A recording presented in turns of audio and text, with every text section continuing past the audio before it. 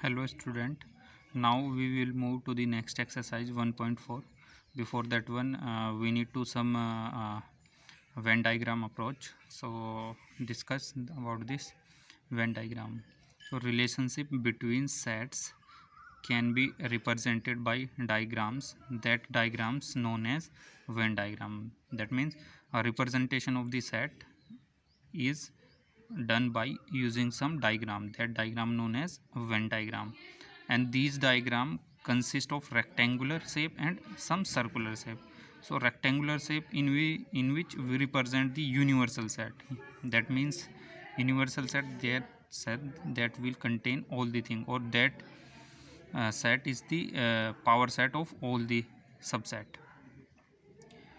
Like as हम talk करते हैं कोई एक person, suppose that your class student of 11th.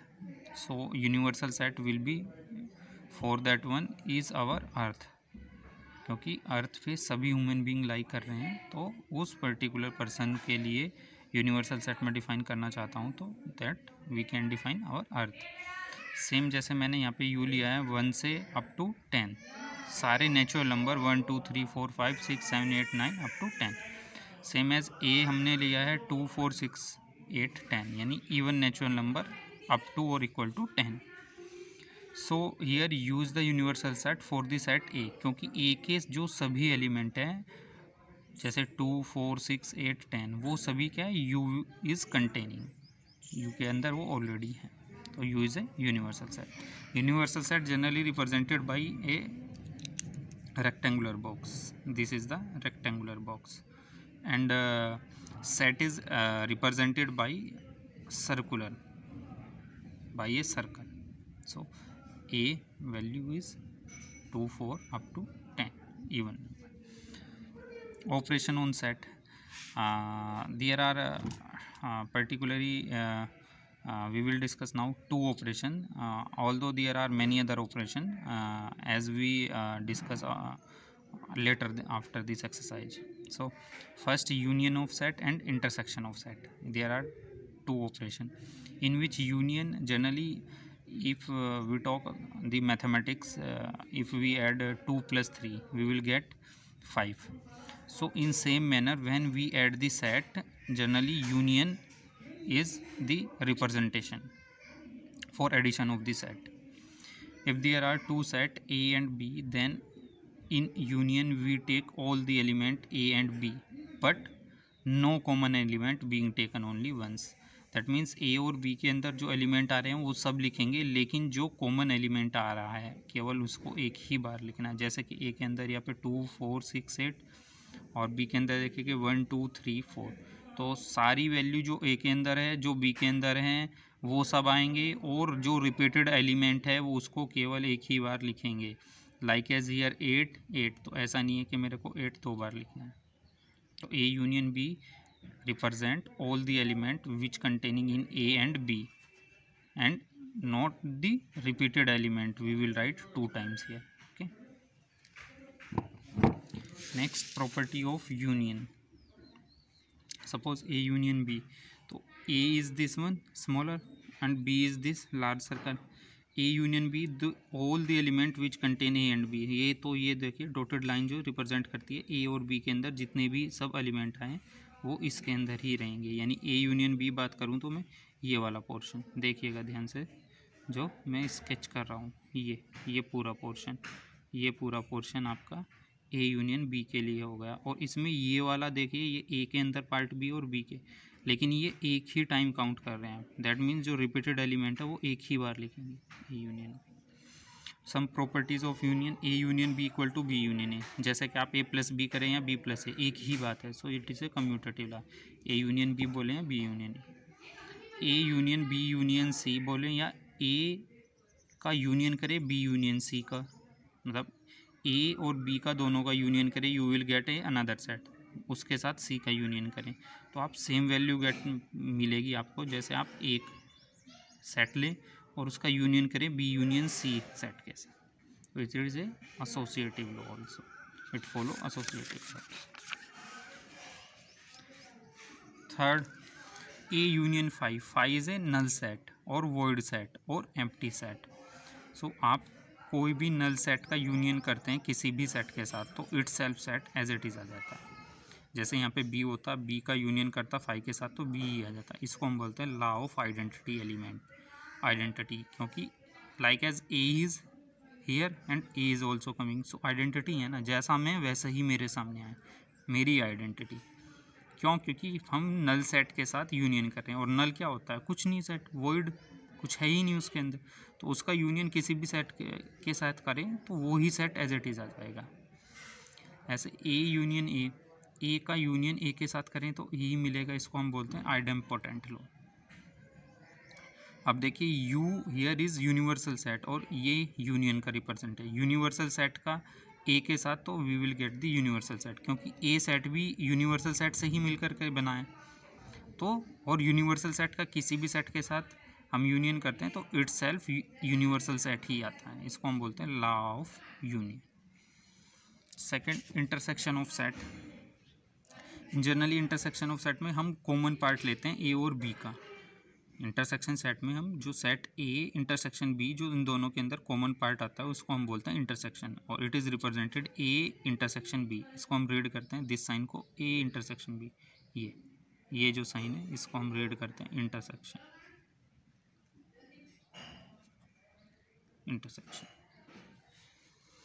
Properties of intersection.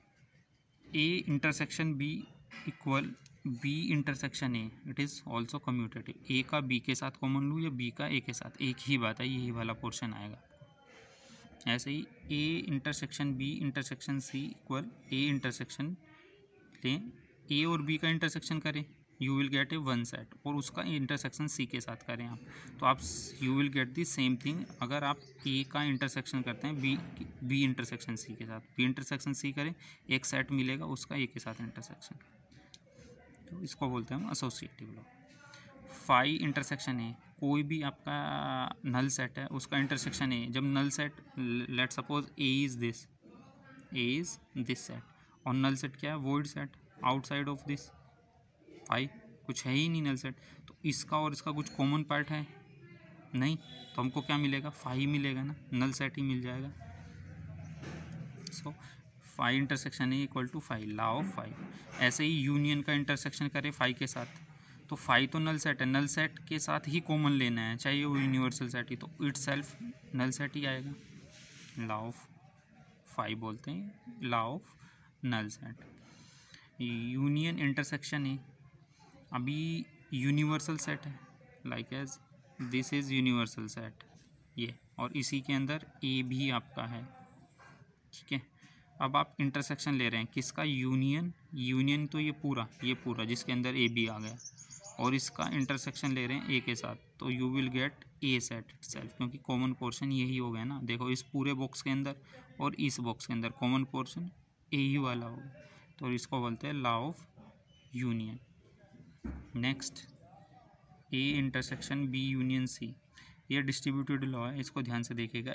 ए का डिस्ट्रीब्यूशन कर रहे हैं हम बी के साथ, पहले जो स्टार्टिंग वाला ए इंटरसेक्शन बी, तो ये एज इट इज आया ए इंटरसेक्शन बी। अभी ये वाला पोर्शन सेम है, ए इंटरसेक्शन, ठीक है, ये ए इंटरसेक्शन, इसको माने कि ये एक्स क्वांटिटी, और अब ये मल्टीप्लाई हो करके जा रहा है, जैसे A intersection B, A intersection, और हियर यू क्या है? यूनिवर्सल सेट है, तो ऑपरेशन क्या हो रहा है? यूनिवर्सल का हो रहा है इसका, तो ये यूनिवर्सल सेट यहीं पे ही रहेगा एज इट इज़, और इसके साथ अनदर ए इंटरसेक्शन सी चला जाएगा। फिर से देख लीजिए, A intersection B union C. अब आप ये एक सेट है और ये एक अनदर सेट, इसको एक्स मानो, इसको लेट सपोज वाई मानो, तो इस वाई का ये एक्स के साथ, यानी ए इंटरसेक्शन पहले बी के साथ और universal set as it is, फिर ए इंटरसेक्शन सी, इसको बोलते हैं डिस्ट्रीब्यूटेड। अभी हम देखते हैं तो दो सेट के लिए, अभी हम तीन सेट के लिए भी वेन डायग्राम देख सकते हैं। If there are three set A B and C, A this one, B this one and C this one. अभी बी यूनियन सी बोलें तो बी और सी का total common part, sorry B और C के सारे एलिमेंट बट नॉट रिपीटेड, एक ही बार लिखने हैं, तो ये बी और ये पूरा सी, और देखिए कि ये बी और सी का इंटरसेक्शन पार्ट था, लेकिन इसमें से हमने एक ही एलिमेंट लिए हैं, ऐसा नहीं इसको डबल टाइम लिया। ये बी और सी के साथ, बी यूनियन सी। ऐसे ही ए इंटरसेक्शन सी रिप्रेजेंट करते हैं, A is this set and C is this set. A और सी का इंटरसेक्शन पार्ट ये, this one is A and C common part, A intersection C.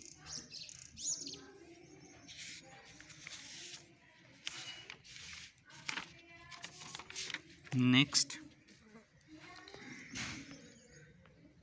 A intersection B, A और B का common part, यानी ए पूरा और B ए। तो अब देखिएगा इसमें ए और बी का यही कॉमन पार्ट आ जाएगा क्या, ऐसे ही A intersection B, A B और सी तीनों का कॉमन पार्ट। देखिए ए बी सी, तो this part is common for A B and C, तीनों के लिए यही पार्ट कॉमन है जो तीनों सर्कल में आ रहा है, ए में भी आ रहा है, बी में भी आ रहा है, सी में। और इस पोर्शन की बात अगर हम करें, ये वाला ऊपर वाला, तो ये केवल ओनली ए एंड बी के लिए, ये ओनली ये वाला ओनली ए एंड सी के लिए, और ये वाला ओनली बी एंड सी के लिए। Next difference of set. Generally जब हम सब्सट्रैक्शन करते हैं दो सेट का, तो उसको हम डिफरेंस ऑफ सेट कहते हैं। जैसे सेट ए में से सेट बी का डिफरेंस करना है, तो उसको मैं लिखूँगा ए माइनस बी, और इसमें जो एलिमेंट आएंगे उसको हम बोलेंगे those element which are containing only in A but not in B. A minus B का मतलब होगा कि those element which are containing only in A but not in B, like as A containing 1 2 3 4 5 6 and B containing 2 4 6 8। So A minus B, तो those element which are containing only in A but not in B. तो देखिए 1 यहाँ पे है, B में नहीं है, तो 1 आएगा। 2 इधर भी था, कैंसिल हो चुका। 3 इधर ही है, तो इधर ही आएगा। 4 इधर भी था, कैंसिल। 5 केवल इधर ही है, इधर नहीं है। 6 इधर भी था, कैंसिल होगा। तो ये वो सब एलिमेंट है those are containing only in A but not in B, A minus B. ऐसे ही बी माइनस ए करें, तो those element which are containing only in B but not in A. जैसे 2 इधर देखिए, तो 2 इधर है, यस कैंसिल हो गया। 4 देखिए, 4 इधर है, इधर भी है, कैंसिल होगा। 6 इधर है, इधर भी है, कैंसिल होगा। 8 इधर ही है केवल बी में, ए में है ही नहीं, तो 8 आ गया।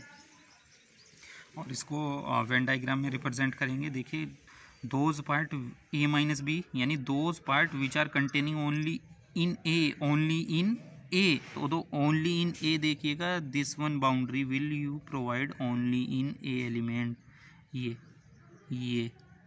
वाली बाउंड्री ओनली इन ए, क्योंकि अगर इसमें गए तो ये तो बी वाले एलिमेंट भी हो जाएंगे, तो only in A minus B, those element which are only in A but not in A minus B.